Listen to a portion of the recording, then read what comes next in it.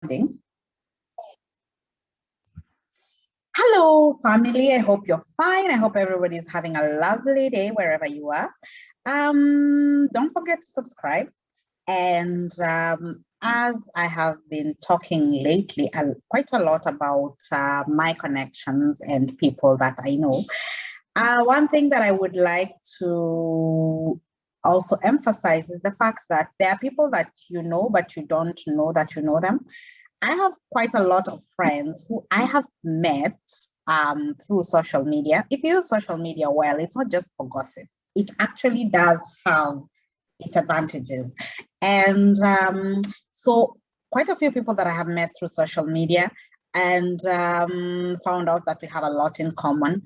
And I also have a very good relationship with the alumni of my former high school, as I mentioned in one of my videos. And so this is somebody who kind of crosses into both.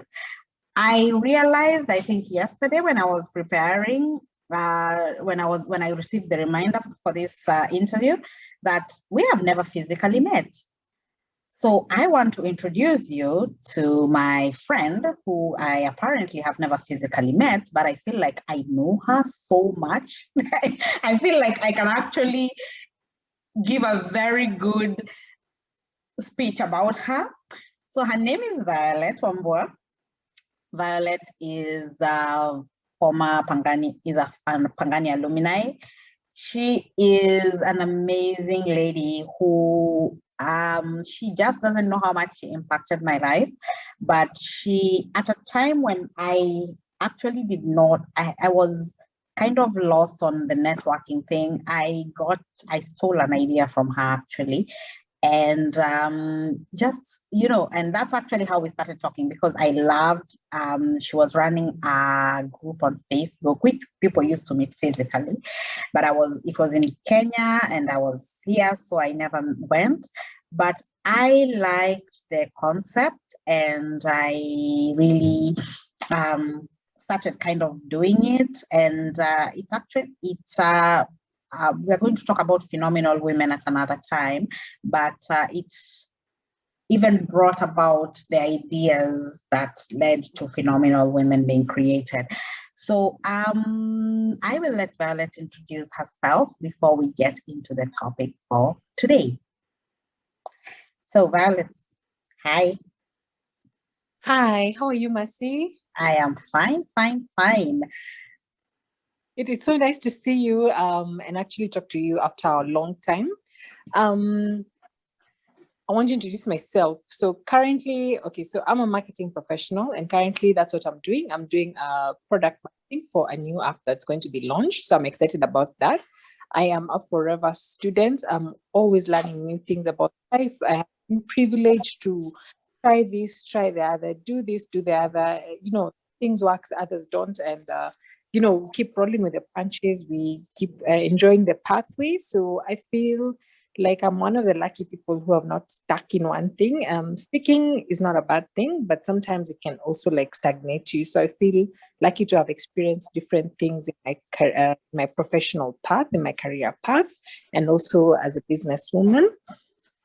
I wear many hats. Now a mommy, I'm now a wife. That means, of course, an extended family with in-laws. I have nieces and nephews also. So things are just growing and I'm excited about that. Sometimes I miss the girl I was 10 years ago when I was starting networking news. But when I look back, I'm like, yeah, she was doing okay and I really liked her. But now I like the kind of life that I'm living right now. So I don't know how to do a fusion of that. But what I'm doing right now, and it's advice that I'd have wanted to hear, just spend time with the person you are at each stage of your life, because 10 years from now, you'll be like, hey, those are the good old days. So right now you might be complaining and whinging, but 10 years from now, you'll be like, what? Those are the good old days. Like you'd miss these little parts of this stage you're in right now. I don't know what stage you're in right now, but if you think about it critically, you will miss this stage. True. I keep telling people, especially when they are in their 20s, that Yes. your 20s are for making connections. The connections you make in your 20s, because before you're 20, you're in school and you're so most of your connections are either your schoolmates or your family friends. But in your 20s, that is when you're, in college or you're starting work.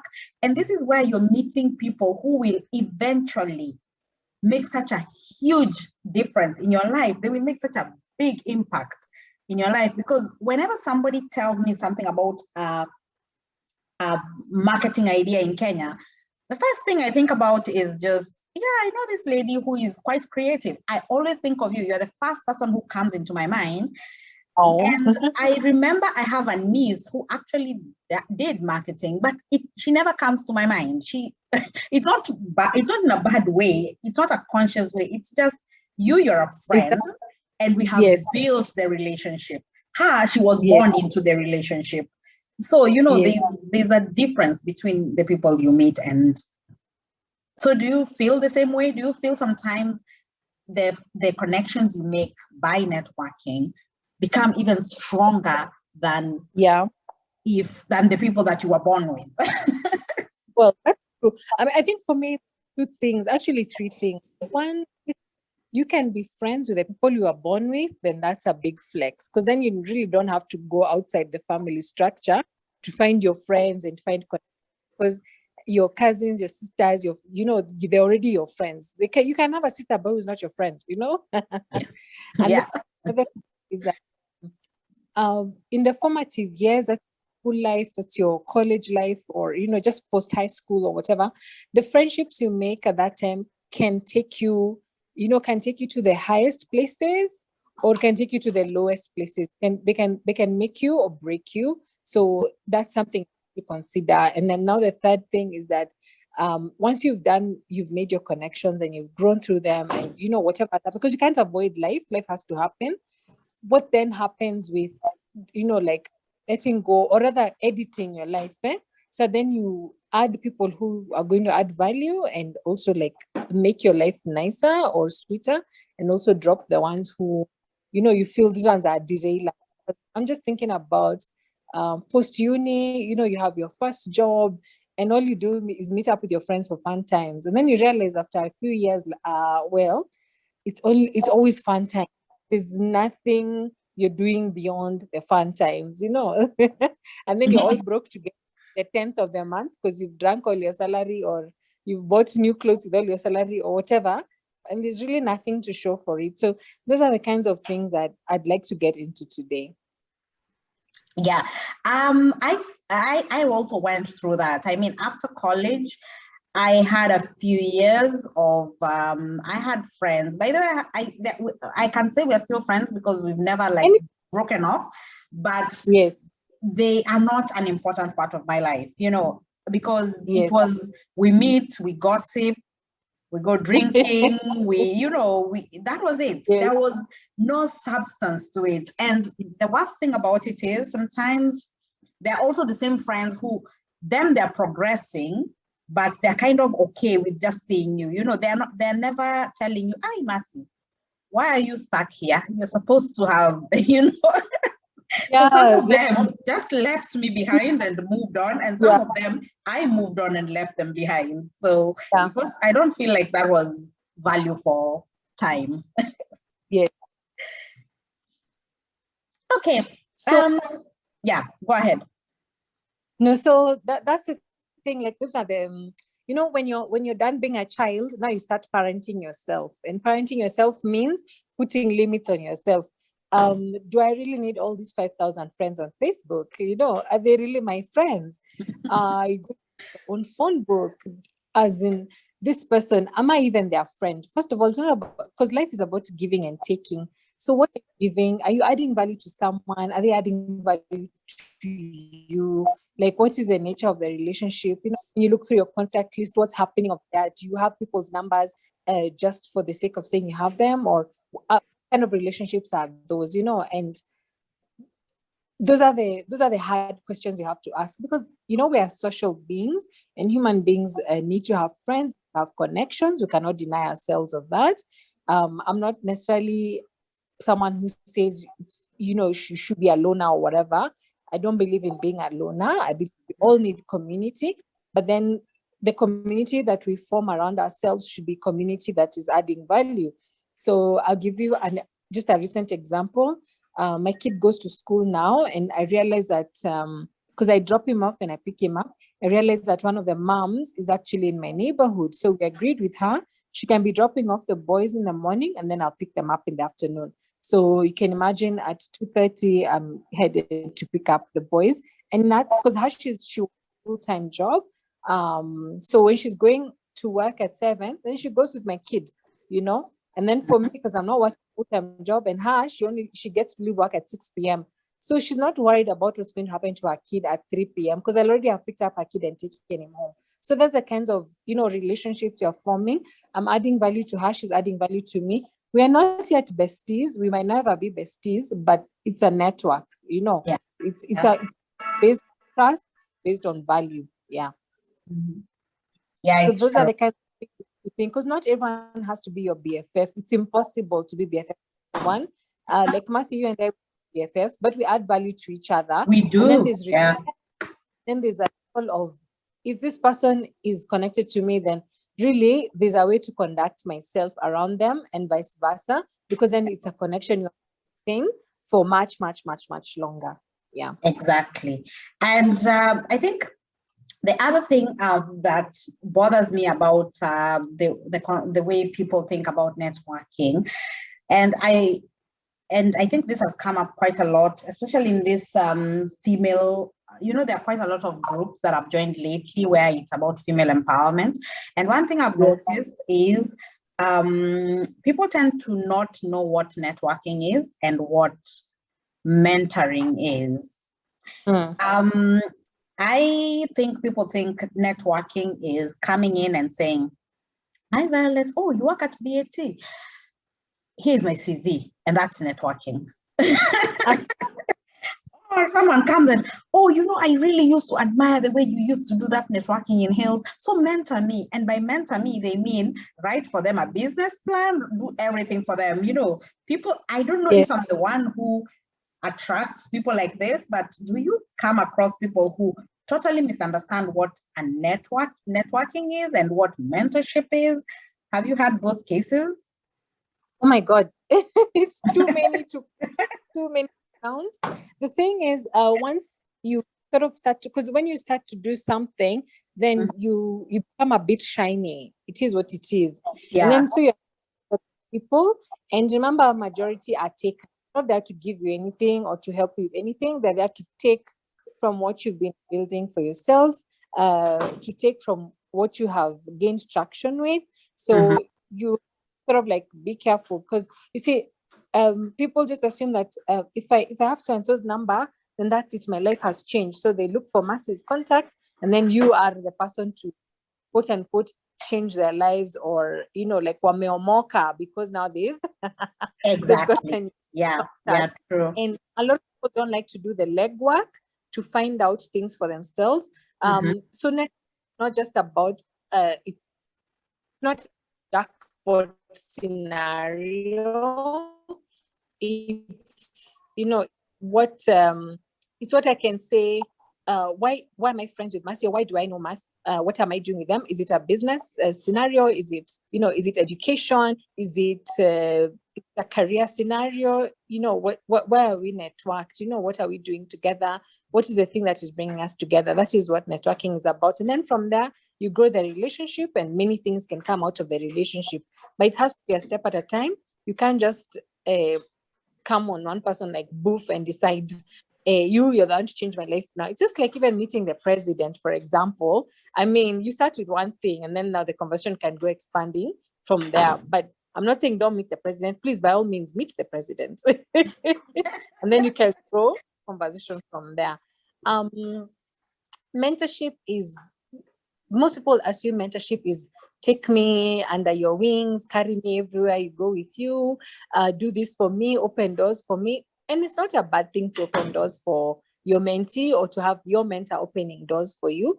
However, they cannot write your CV, cannot train you on everything. You also need to be seen to be doing some work for yourself. Your CV, do you even have it? Is there a draft that you can work on? What are your dreams? Your mentor should not tell you what to dream of or what to aspire for. You have to have those aspirations for yourself, so that then what you've been looking for is just, I mean, you have the key. What you're looking for is the right hole, but not that you don't even have a key in your hand, because now if you don't have a key and try to open a door, you know, that kind of thing. That so is I've had people, such an amazing way to put it. You have the key. Now I show you where the door is. Yeah, others want me to like help them with their image, and by helping them with their image is I go and even shop for them. No, come on. You know, that's now taking too much of my time and my energy. And then you see others also want to sort of like become a mini you. And other people want, you know, yeah, that's not mentorship. That's not being that's being a clone, and that's unhealthy, because then your mentor really, ideally, your mentor should just show you the way, and you should also be knowing where you wanted to go in the first. So if you want to go to Ngong Hills, let me show you the way to Ngong Hills. Not that I'm the one telling you go to Ngong Hills, and that's not healthy. I'm just cloning you into being myself. Those are the kinds of relationships that I encounter. And sometimes people get angry when you like challenge them and ask them, really, what do you want for yourself? They're like, no, but you're my mentor. You should be telling me. I can't tell you what you want for yourself. You know, just tell me what you want, and then you can work with that. And then realize, is this really the thing that is good for you? Because sometimes even I have ideas of what I want, but then I'm challenged by someone who's mentoring me, and they tell me, okay, yeah, I know you wanted this, but have you considered ABCD? But you just can't come blank, because that's whole blank is, that's what I'm calling unhealthy. You need to have your own personal thoughts, your own personal ambitions, and they can be as many as possible. But what are you really working on, and what are you working towards, so that then you make it easier for the person who's guiding you. Yeah. You know, I actually did have somebody who wanted mentorship, and I had no idea what mentorship is. So I was just honest with her and told her, you know, to be honest, you have to kind of tell me what you expect from me, because I have never mentored anyone. Well, I didn't know that I had mentored people. Actually, I had mentored people. I just didn't know that's what it's called. So I told her that, yeah, I've never mentored anyone. So you kind of have to tell me what you want, what you need, you know, stuff like that. And then she was like, yeah, but you're my mentor. You're the one who's supposed to find out. Then I'm like, find out what? Then she's like, yeah, you're supposed to find out how you can help me. Then I'm like, yeah, but now how am I supposed to help you if I don't know what you want? And then she was like, the reason why somebody gets a mentor is because they're confused and they need somebody to help them to decide. Then I'm like, yeah, but what's confusing you? You know, it's like telling me I have an allergy, but you're not willing to tell me what allergy you have, and you want me to help you not to get a reaction from this allergy. So she was getting so mad to an extent. I was like, okay, I'll call you back tomorrow, because it was just via Facebook. She sent me her number and I called her back. And, you know, so she was getting so angry and so impatient. So I was like, okay, fine. So I just hung up and I told her, I'll call you back tomorrow. And the next day I called her and she's still stuck on the same thing. And I was like, this is not someone who can be helped, because already the very fact that yesterday I hung up, I told you I have no idea what you're talking about. You did not even bother to look at it from my perspective and think, oh, okay, maybe I should give her a bit more information. You are still stuck on there. Yeah, but you know, you're the one who is supposed to help me. And I don't know what. I was like, okay. And I gave her the most ridiculous answer. I just told her, so if I told you that my idea is, I think you should just go to Koinange and start selling your body, would you do that? Then she's like, but that's not mentoring. And I'm like, no, because you've told me to decide for you what you can do. Maybe I'm a pimp. So I'm going to tell you, go to Koinange, sell yourself, and give me 10% of everything you make. You put your future in my hands, you know? And then okay, she was very offended, and well, I found her someone who could mentor her, and she's doing well now, at least. Okay, thank God. But it is sort of like life in someone's hands like that. Because even when you go to hospital, for example, for surgery, you have an idea of what is being operated on, you know, and you're hoping for the best, but you just can't go and say, I'm unwell, and you're not saying, where you're feeling. You know, there's a whole fact-finding scenario that has to be done so that you can find out what exactly you need, what are you ailing from, what do you need, and how we can get there. But this thing of expecting people to mysteriously know what you need and act upon it is unfair. And this other thing of, oh, give me, I need to know so and so. And then when you know them, it's something that people say, some of the things that we need is like a dog chasing a car. So what happens when the dog is up with the car? What does it do? Yeah. And I have a friend also she knows quite a lot of people, and she really puts it out there that she knows quite a lot of people. I mean, it's not a secret, it's part of her job. She's in international relations. And sometimes I look at comments that people leave, and people are like, why don't you introduce me to this person? And you know, these are millionaires and the who's of Africa. And when people are asking her this, my question has always been, so you're asking her that, do you have a plan? You know, or do you just want to say that I know the president of this country? Is that all you want? You know, because if you actually did have a plan, that's not something you're going to put in the comment section of Facebook. Or you are going to talk to this person, you're going to build a relationship with this person, and, you know, figure out how you can meet her network. Not, oh, please, just hook me up with this person. Because what? The reason she's gotten to where she is because people trust her. You think she's just going to go dishing out numbers of important people just like that. Anyway, so if you are, without disclosing your age, if you are back when you were 10 years younger and you were doing networking in health, what do you actually wish someone older than you would have told you? Something that you had to learn by yourself that you kind of wish someone had told you and you would have had a shortcut? I think for me,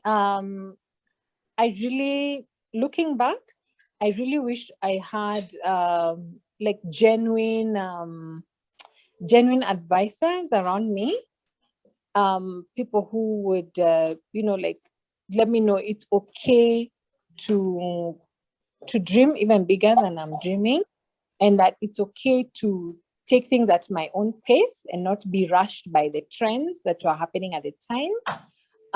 Also, advice around commoditizing or like having merchandise, but also not merchandise that has been brought to me, but what I pick and what I think I like. And also just knowing that there's a lot of users out there. So I be a bit more keen on who I let in onto my table, knowing that things, or rather hype, the hype doesn't last forever. So just take advantage of the time and set up myself for even longer, even way past the time that happened. Yeah. I have always said that the one thing I wish someone would have taught me, especially about networking, was, I mean, for me, it came organically. It just happened. But one thing that I just networked, and, well, I'm a social person. I'm very extroverted, so it kind of just came naturally. But one thing I wish someone would have told me at that time is, you don't have to be accepted everywhere.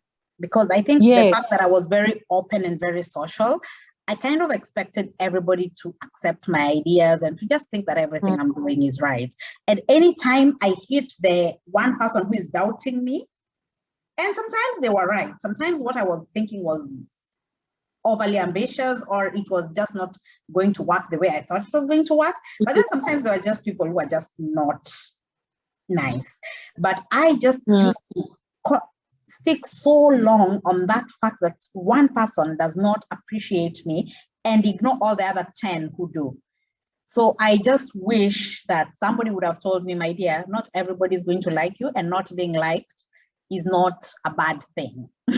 Not the end of the world. Yeah. Well, I try to teach my daughter that. But well, I don't think it's sinking in as well as I want it to sink in. But hopefully the older she gets, the more she sees it, because we do like being, and she's very much like me, she's a social butterfly, so she wants to get everybody's approval. And Yes. the more you're meeting new people, the more people are different. You are raised differently. Sorry. Like you're meeting these people as an adult, and you basically, everybody is coming from where they have been raised, with their culture, with their race, for us who live. And everybody has their beliefs, and then you kind of have to mix this together. So sometimes there might be clashes, and that's what has been hard for me to learn. And I like that, because so one of the things that came out strongly for me is that not everyone is for you. Doesn't mean that you're not a bad apple. Just that not everybody likes apples. It is what it is. Mm-hmm. So, and so like advice, maybe I like what you're doing for your daughter now that she's so much younger, because then it shapes her even for like middle school, for high school, for college, for goals, so that then she can still maintain her values regardless of who will like her or who won't like her. Because it's so important to be true to ourselves and to be consistent. Because that's one of the things I found myself being swayed by. And people say peer pressure is for teenagers, but I don't think it is. It also happens in our 20s, in our 30s. And, I've even seen older people in their 60s still, go peer pressure. So just learning to, first of all, figuring out what your values are and the things you cannot compromise. If you say, I must sleep at home every day, that's your value. And you don't have to compromise it. Just go home every day. If you say you must not be caught up doing ABCD, those are your things. It doesn't matter who likes you, who doesn't like you. In fact, it's even a thing of value and a thing that of integrity, and helps people to even know how to deal with you when they know what your, and the things that you don't mess with are. And so when people are doing business with you, like, this person, don't call her on this day. You won't find her, because she's always doing, maybe she's in church or whatever. But when you're just bending to everybody's preferences, then with time, people don't know what to do. Like, people don't even know if they can trust you, because they don't know what your values are exactly. So it's important to have your own values. Yeah. And stick to them. The values might cost you at the beginning. That's the other thing that I try to advise young girls. I tell them that the value might cost you at the beginning. Like if you're starting a small business and you're worried that you might be alienating some clients, it might cost you a few clients in the beginning, but the clients who will stay with you and who value you, they will actually be more valuable. They will be more repeat clients than somebody who just came because you are flexible. Yeah, you're sorry, because that's one of the things I ended up making a mistake in. When I first started out the events, I didn't want to have alcohol in the events. Not that I don't drink or I think drinking is bad or whatever. I just didn't want to have alcohol at the events. And for a while, things went well. But then now, as the business progressed, there are times, how business is, some days it's high, sometimes you don't have sponsors. Then now the alcohol brand started to look a bit attractive, because also my account was not looking too good. And so I, like, the 2 times I invited, I partnered with an alcohol brand. The events now became unruly. People are not listening. People are just, it just became like you started a bar, for example. In that event became like a party. And remember, these are ladies who can afford their alcohol. So if the event is over, they can still go to the lounge and buy their wine as they continue to network at will, at leisure, sorry. But producing alcohol, like when they're just entering, they're being given whatever, it brought a sense of unruliness that put off the other people who would come to actually network seriously. Because remember, not everyone drinks, Mm-hmm. So it brought about a lack of uniformity, and you could see that people who are just uncomfortable, like what's going on. So that hurt my brand in the harder than not having the extra coins for the events. Yeah. So in that sense, where I money over the money, then I had my brand. So if I'd have been more patient and maybe toned down the budget to accommodate what I had in my account, and I still maintain my brand in a way that, in a consistent manner, for example. Yeah. So that's a hard lesson I learned. The hard. I can imagine. And then also, it's also a societal thing because in Kenya, drinking is not exactly known for being just a social thing. It's known as something that certain people do. So there are people who, because in Switzerland, for example, you go for a church event and there's wine. So it's not that much of a taboo, but so it's also a matter of knowing your audience. So it's just, that is something, yeah, it's true. You really did need people who could advise you, because even me who likes my wine, I would have advised you, please don't. Because a big chunk would now then already people assume that women who drink have weird morals. So somebody would be told by her husband, that place where women go to drink. So, it's just... I was young, like I was 26. So of course I didn't have the broader scope of life that I have now, like a whole decade later. Mm-hmm. The thing is that I didn't realize at the times that a lot of women who would come were even from this, let me call them Sikh, SIKH. And I know they drink. Now I know they don't drink. So when they were not for this event, the husbands are okay and the family was okay with them going because there's no alcohol being served. But now when they're there, now you see I've made it difficult for them to come back again. So actually they stopped seeing them, because my events actually were very diverse in terms of the demographics of people attending. But see, that's a whole demographic I lost just because I brought in alcohol. And they used to come, they don't come alone. They come like 20 people at the door, poof, and they're all paying their 25. So you can imagine what I lost over time for one or two events where I had alcohol partners. And alcohol is just one thing. And then the other thing also, I know I wanted to be advised on, like not to send, because the other thing people would say, oh, you're only doing this for women, why are you not doing this for men? You're young, so you're not really thinking broadly. Like if men wanted, they'd have their own thing, So times I invited men to come, and after all the kasheshe, them insisting we have to be invited, they still didn't show up, or even showed up at too little. Like it was not even profitable. Like I just kept it for women only, and do their thing. So I don't have to get them. I did do a few events in Geneva, and I kept them strictly for women. I just told people that, listen, there are times that there are complaints that women cannot make in front of men. So sometimes we just need a space for ourselves. And I was like, you know what? If you want a networking event of mixed people, they went ahead and made their own. But it helped.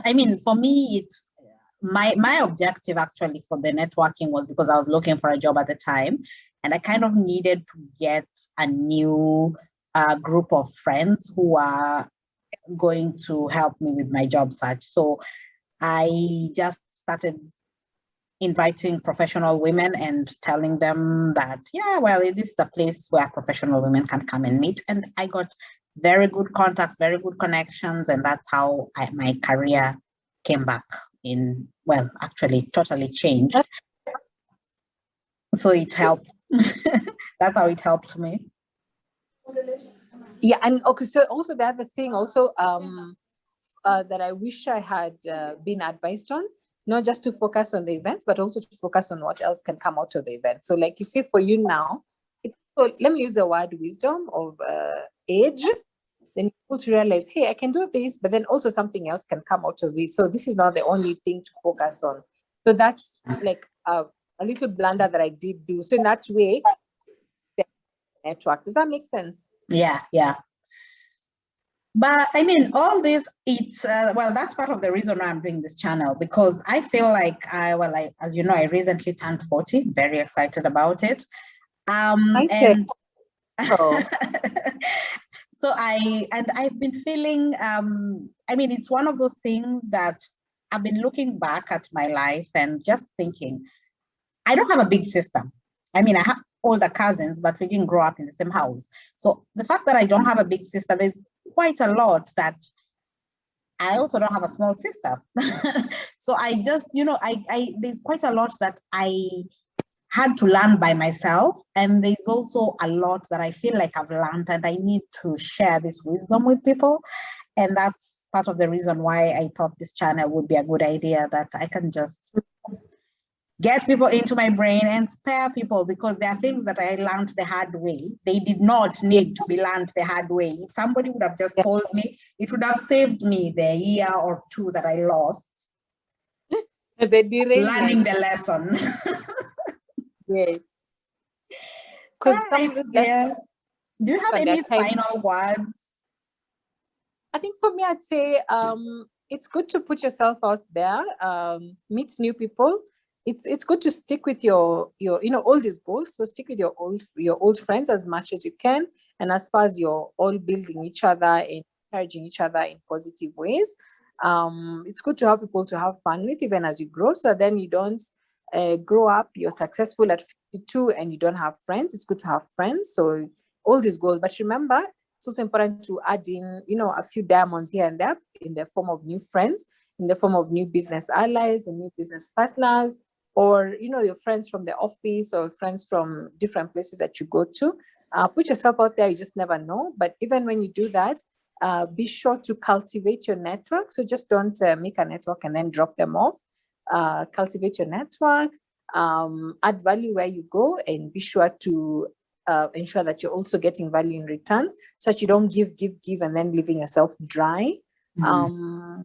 And it's okay to be brave to analyze when some connection is not making sense anymore, and to find diplomatic ways to drop it off. You don't have to burn bridges, you don't have to burn bridges, but you can have some connections where they're not making sense to you in the way. So then when you meet at the airport in Amsterdam, you can still say hello and it's not awkward vibes between you. I know life is short, but I also like to say, what if I'm around here until I'm 95? Who do I want to be surrounded by? What experience do I want to build out of that?